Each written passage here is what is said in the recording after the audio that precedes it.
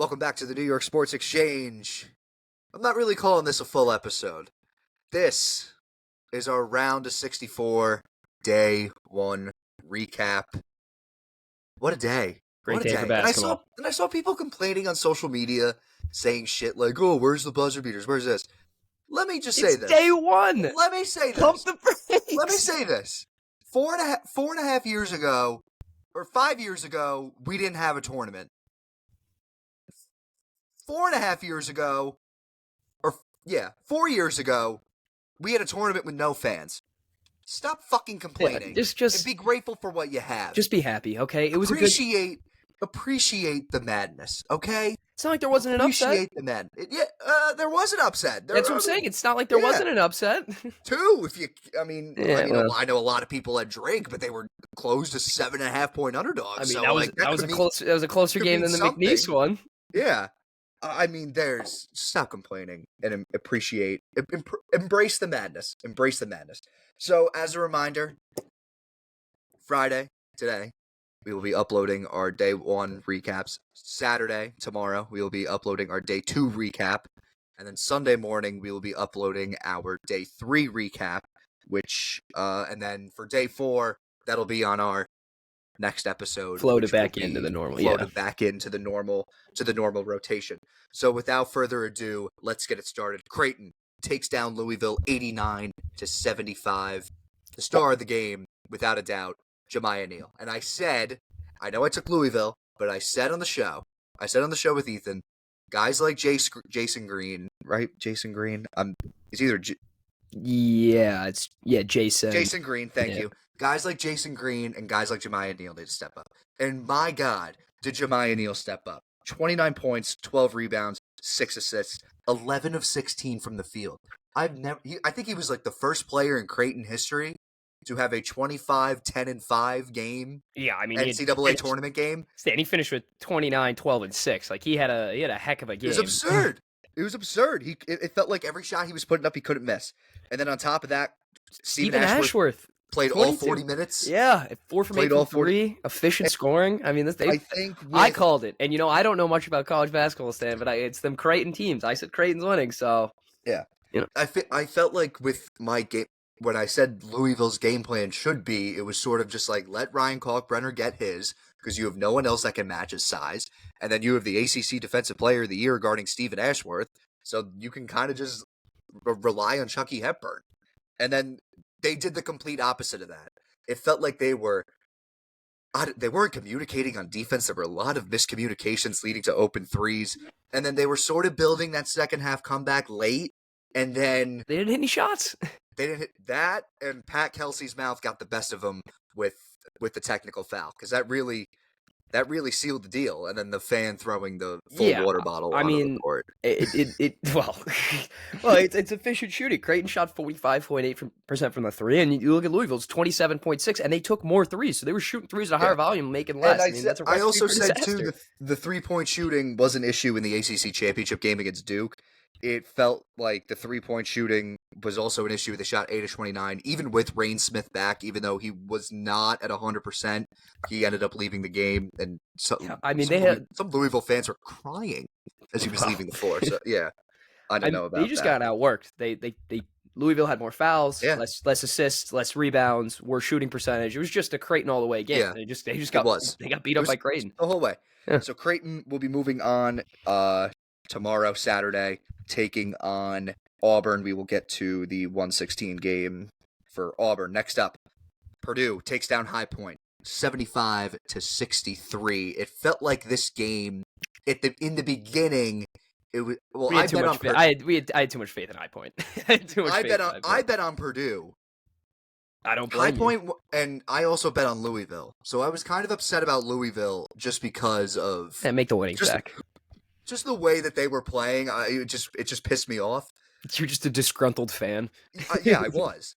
High Point goes up 3-0. They hit an opening three. I'm like, oh fuck, here we go. Here it is, classic Purdue.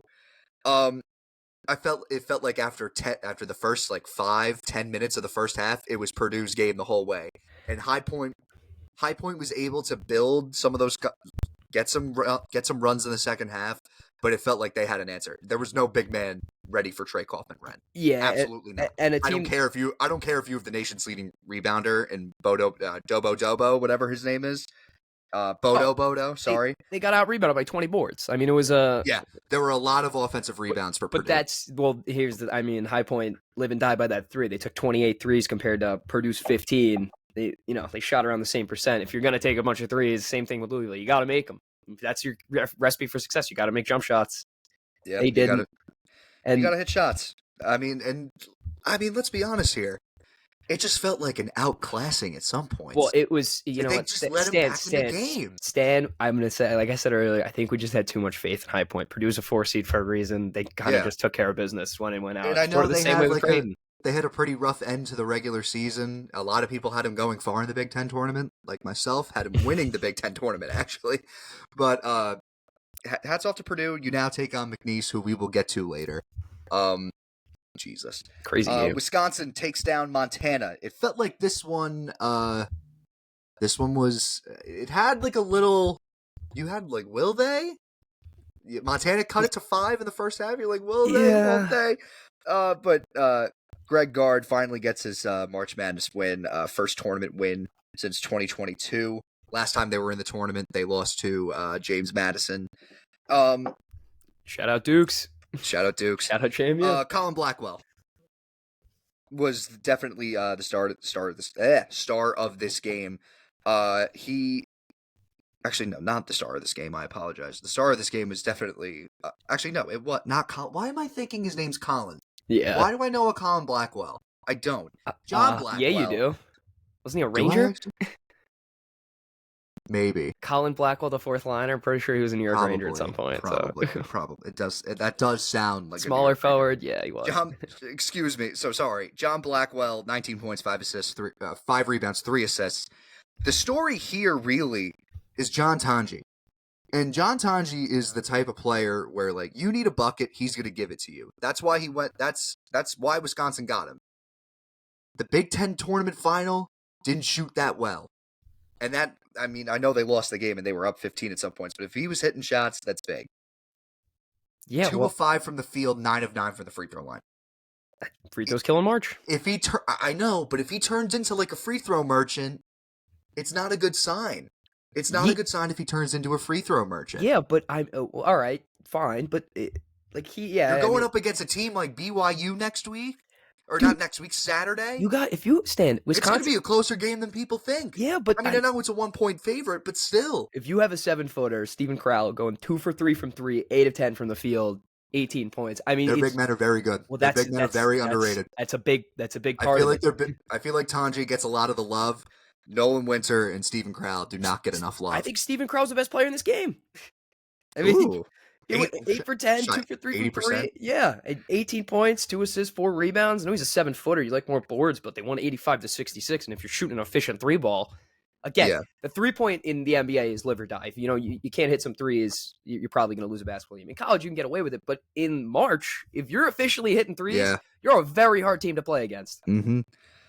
Next up, let's just get the 116 games out of the way. Houston takes down SIU Edwardsville. Just get these out of here. That was a 38. joke. Oh my god! I feel bad for every 16 seed that has to play Houston. Yeah, and it's just because you're just gonna die. It was just a slaughter. That's just what it is. You're just gonna die if you play Houston.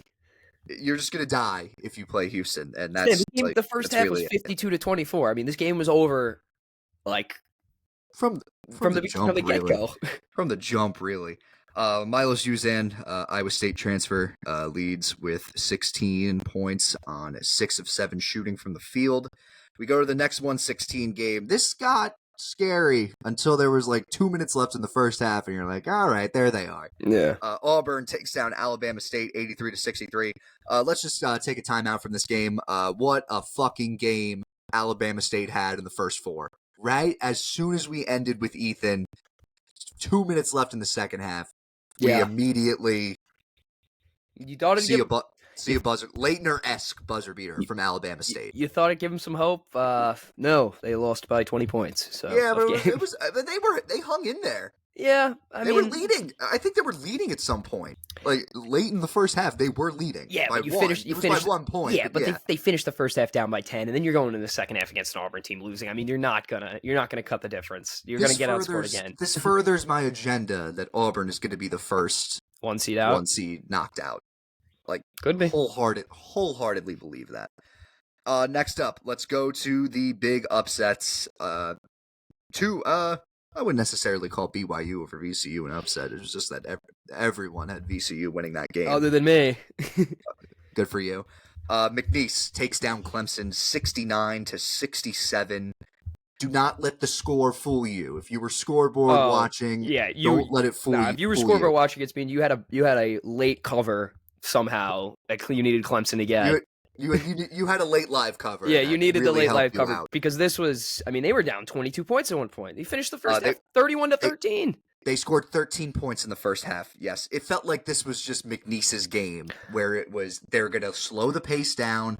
They're gonna play this like havoc defense, and the key for McNeese to winning this game was if Clemson could match up athletically, and it didn't really seem like they matched up with them athletically. They didn't, and they really shut down their best players. Ian Shefflin, who was sort of the star of the Clemson Elite Eight team last year, he only gets 1 point and did not make a shot from the field.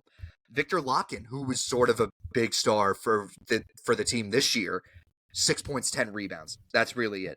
Chauncey Wiggins, 10 points on 3 of 12 shooting. Just not efficient shooting. They shot 36.8 from the field and 30 from 3. And Will Wade came in with a plan, and he executed it perfectly. And McNeese's bench got active. I mean, you look down the line. I know they only had 3 guys coming off the bench, but 21, 12, and 2, all pretty efficient shooting. 10 of 18 for Brandon Murray. I think Clemson went into this game a little underestimating McNeese. They got off to a slow start. I know they picked it up in the second half, but it doesn't matter.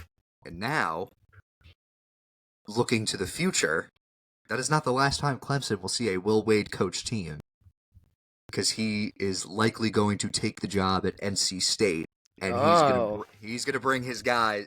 He's been very open about his process, which is very strange. You don't really hear. I'm bringing some luggage, and it's Louis. He's basically saying he's bringing his players from McNeese to NC State. Pulling the Dion. I'm bringing my luggage, and it's Louis. But he's not being a dick about it. He's that's what Drake did, didn't they? Well, yeah, that's what Drake did, and that's what Drake is going to be doing. And from what I'm hearing, apparently a Big Ten school loves. He's negotiating with an unnamed Big Ten school. I won't name who it is, but yeah, McNeese should be a fun story. Honestly, they're taking on Purdue on Saturday. I would not be shocked if I see Purdue win that game. McNeese win that game. Yeah. Just knowing Purdue's history. Yeah. I think the second half worries me a little bit for McNeese. I mean, they really did get outplayed by Clemson. It was 54-38 scoring. Oh, yeah. But if you can get a team off to a slow start and just cruise control to the end, I mean, that's how you win games. Next up, VCU, BYU. BYU takes down VCU 80-71. Them shooters. Shooting. Shooting was the key here. 15-38. Efficient at 39.5 from 3. You make threes, you win games. Well, VCU hit 15. VCU hit 15 I'm sorry. I'm sorry. I'm looking at it. Well, 7-20 and then 27-54. Well, the key here, VCU 4-6 from the free throw line. BYU 19 of 28. They got to the free throw line more. That'll kill. Yeah. That will kill, yes. Richie Saunders did not really have the best shooting night. He's definitely known as BYU's best player. He shot 1 of 6 from 3, although he was efficient, shot 50% from the field. Same thing with Igor Demine, who, look out, he's probably going to be a lottery pick in the upcoming draft. He shot 3 of 7 from 3, but was efficient, 6 of 11 shooting. Key here, Kabakita, he blocked a lot of shots, man. He had 4 blocks. 9 rebounds. And the key was, for VCU, was the guard play is going to be big. They need to create pressure, do all that. Max Shulga, who did not have the best game either. Shot 4 of 10 from the field, only had 12 points.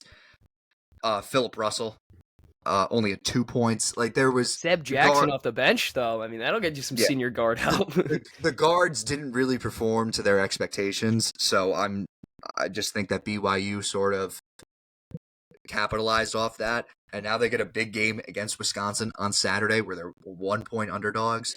Look out. Like if Mormon boys can get going. A lot of offense too, by the way. A lot of offense. So you're saying hammer the over is what you're insinuating at. A lot of offense. Next up, pure domination from the jump. Gonzaga takes down Georgia 89-68. We even got to go into this one. No, it's like, why are they an 8 seed? Yeah, this is I mean, we were all complaining about Louisville being an 8 seed, and look what happened. Yeah. Why is Gonzaga an 8 seed? Yeah, no, this was. I know they underperformed in WCC play, but like, dude, they shot 60% from 3. Yeah, like that's insane. 55. They got a better 3-point shooting percentage than their field goal percentage. I did see a stat. Georgia NCAA tournament wins since 2002. 1. Georgia football players arrested yesterday. 2. 1. Oh wow. Sorry, 2.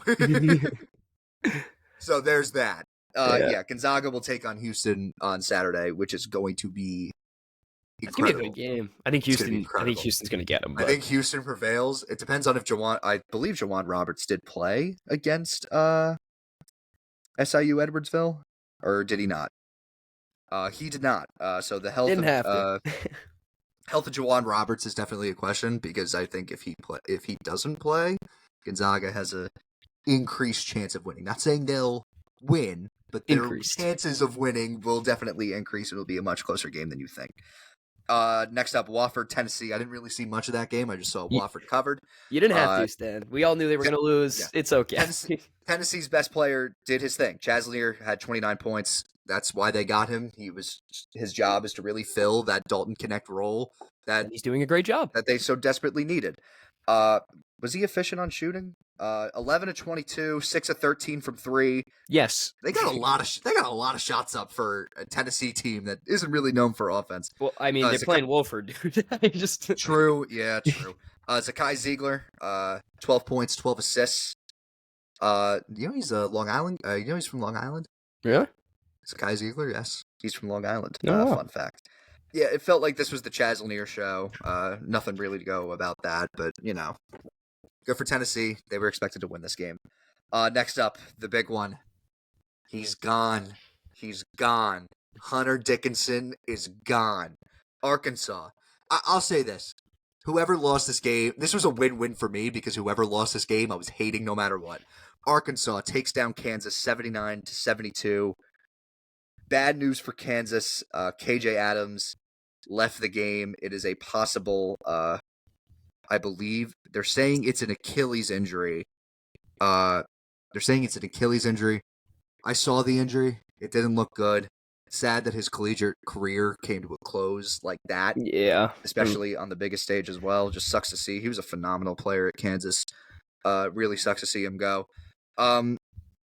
Kansas's big three didn't really step up. The big three of Harris, Dickinson, and Adams, although Adams was the most efficient of the three, shot 5 of 8 from the field. I think Hunter Dickinson, 4 of 13 from the field when you're the biggest guy in the court. I know. They played a similar game, dude. I mean, if you look at the stats, it doesn't even come down to free throws. It's just that Arkansas got more shots up. Yeah. I'll say this. The big issue with Arkansas throughout the year was the fact that Zvonimir Ivisic was starting over Jonas Adu.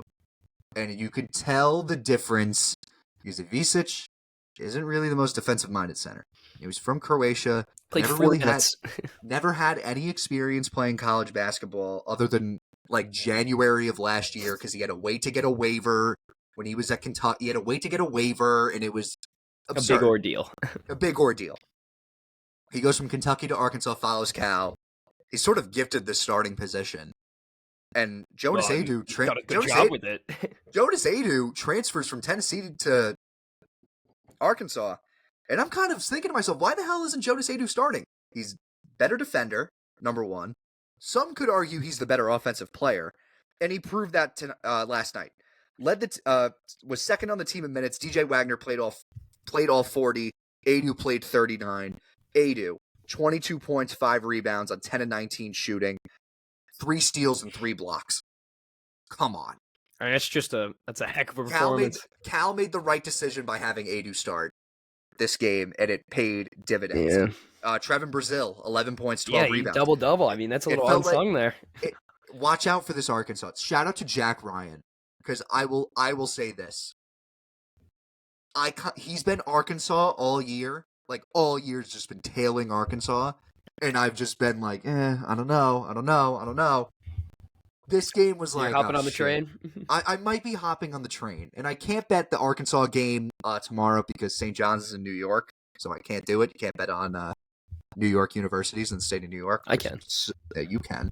I may call you up on that. Yeah, but Arkansas, man. Like, they have the experience now. Adu was at Tennessee, went to an Elite Eight last year. John L. Davis went to a Final Four 2 years ago with Florida Atlantic. Like, there's really... Yeah, and they, you know what? They went toe-to-toe with They also had Boogie Flan back, who wasn't the best, but having him back is such a... Just helps the minutes. Such a factor. It's such a factor having Boogie Flan back when he was originally ruled out for the season. How could you not get fired up by that? Yeah, I mean, listen, both these teams are 21-13 going into this. This is probably one of the most evenly matched up games in the first round of this tournament. And yeah, I think we saw that Arkansas might just be the better team. And going forward, is that going to be a problem for bracket Stan? Maybe it might be. Who knows? Who knows? We'll find out tomorrow. Next, real quick, because we got 20 minutes until tip off. I got to put bets in. UCLA. Let's just do this one really quick, Stan. What a joke Utah State is. Yes, Ethan, yeah. My God, insane. I hadn't bet an under in college basketball in like a year and a half, and I was like, you know what? I'm going to trust the process here with Ethan. Because here's the thing: I suck at math. So, like, when I see... You just don't want to be stressing about doing the numbers. I just don't want to be stressing about the ball not going in the hoop, which is, like, why you watch basketball. You want to see the ball go in the hoop. You know what? Disgusting. You know what, Stan? I'll get you. Thank Ethan. Thank Utah State for being one of the most inefficient teams I've seen in a very long time. They went 18 of 60 from the field and shot 41 of 31 for 3. And it's not like UCLA is that great either. No, they're not. But they put up 72. I think Utah State was a fraudulent 10 seed. I think that was easily established, and we can move on past this game. Yes. Texas A&M takes down Yale.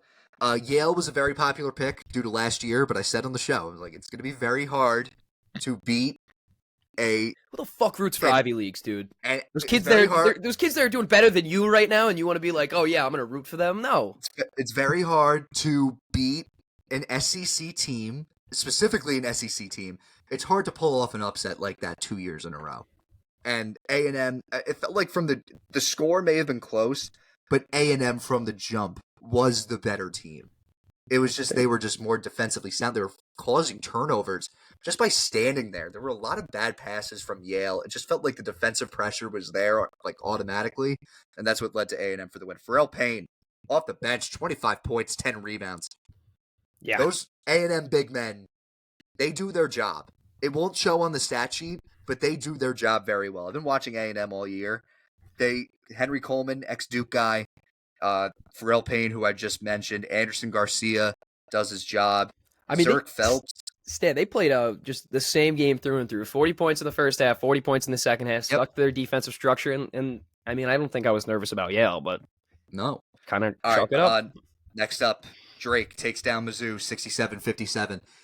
3/4 of this game was all Drake. And then Mizzou sort of led. Got nervous. Stan. I cashed out a bet I shouldn't have. I got nervous. But I cashed it out, but I got nervous. Ben McCollum is the most underrated coach in America. I wouldn't even call him underrated. I'd give him the top 10 coach in America right now. The fact that he's led all these D2 guys to Bennett Sturts is a hell of a basketball player. Bennett Sturts. What do you have? 21, played all 40 minutes, shot 8 of 11 from the field. 8 of 11, 3 of 3 from 3. I mean, he's just efficient. Just efficient. Drake's going to be good. Drake's going to be really good. Mizzou is a great story, though. They were winless in conference play last year. They didn't fire Dennis Gates. They said, you know what, ace this portal, see what happens. And I feel like he did. For Mizzou basketball, I feel like that's a win. But, you want to get far, but, you matched up with Drake. You take what you can get. You take what you get. Next up, St. John's in Omaha. First half was scary, but every St. John's first half is always scary. They won 83-53. Let's just yeah. But now we get Cal and Pitino on Saturday, which is going to be awesome. Definitely the game of the night. I would wholeheartedly agree with this. Michigan takes down UC San Diego 68-55. Here's the thing. Don't go down like 10-0 to start the game, and you probably had a chance to win. It felt like there was that, and then the first half sort of rolled on. UC San Diego was sort of playing to their strengths. They were forcing turnovers. They were hitting threes. And then it switched in the second half. And then UC San Diego took a little bit over, but Tate Jones fouling out is not that like early in the game. But here's the thing. He is their best player. There's no doubt about it. But when he was on the bench with 4, they went on a run. And he came back in, and then Michigan kind of slowly was pulling away to like 7-8 points. Fouls out of the game. He comes out. They go on a run to tie it, and then eventually have a last-second shot to force overtime, but they didn't do it. Yeah, so I think, again, when you're up for a Michigan team, or UC San Diego in the sense, I mean, you can't be down to Michigan. Was it 14 points going into the second half? Yes, they were. No, they were down 15 at one point. At one point, they were down 15. What, at 15-14? It's just you can't be down. You're already playing behind the 8 ball. You're a 12 seed. You're playing the better team. You got to come out strong. You have to. Felt like I needed more from the big men too. Danny Wolf was 9 points on 4 of 11 shooting. I get shots have to fall, and it won't go your way. You're a 7-foot point guard against a team whose tallest guy is 6'9". Think about it for a second. Think about it. Flag Golden, wasn't. I know he had 14 points, 7 rebounds, but they weren't very efficient from the field. I guess what you're saying. They weren't. They won the 3-point battle, and plus free throws. You shot 11 of 20 from the free throw line. That'll kill Golden you. hit the 2 biggest free throws of the game late, but still, oh my goodness. Free throws killing March. Free throws killing March. Make your free throws. That's sort of what it is. Michigan takes on Texas A&M tomorrow. Last but not least, Tim got shafted by this game, and this was bad. Texas Tech. The goddamn alt spread, Stan. Texas Tech shot a program record of 46 threes in this game. 46 threes. And they couldn't cover 10.5? And they couldn't cover the 10.5, the alternate 10.5.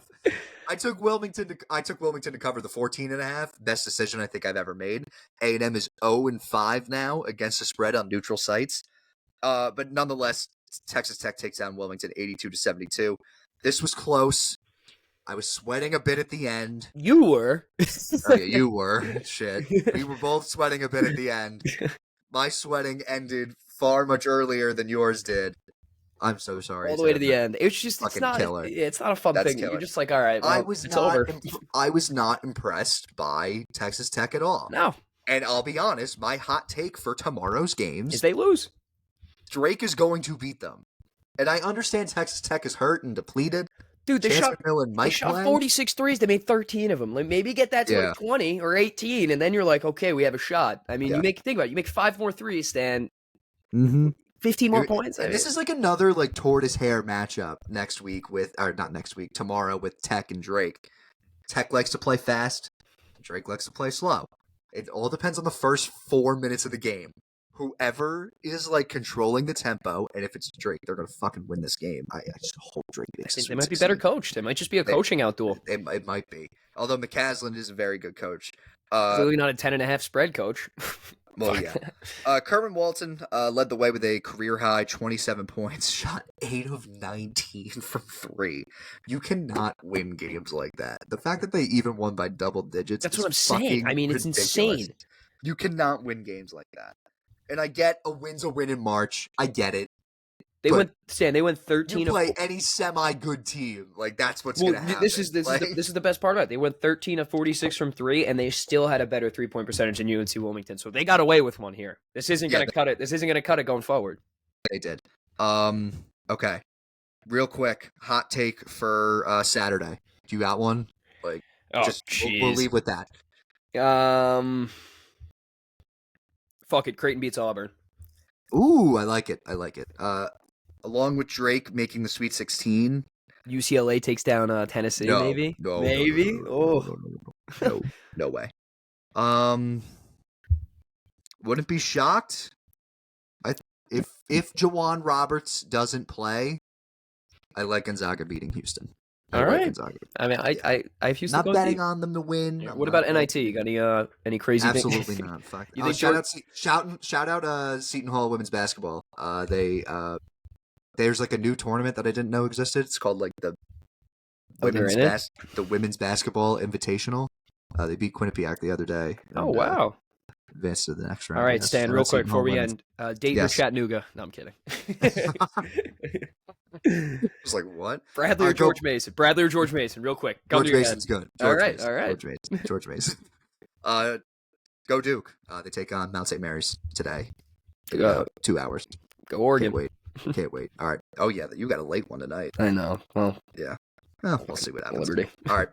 Okay, that's going to wrap it up. Be sure to follow us on Instagram, X, and TikTok. Instagram, Facebook, TikTok. I need to stop saying X. We're not on X anymore. Instagram, Facebook, TikTok. Be sure to like this video on YouTube. Be sure to subscribe to our YouTube. Be sure to leave a comment on our videos. Be sure to follow us and rate us on Spotify. 5 stars. 5 stars only. And we will see you guys tomorrow. Tomorrow morning. Yes. Tomorrow morning for our second day of our round of 32 recap. Can't wait. Best time of year. See you guys tomorrow. Peace out.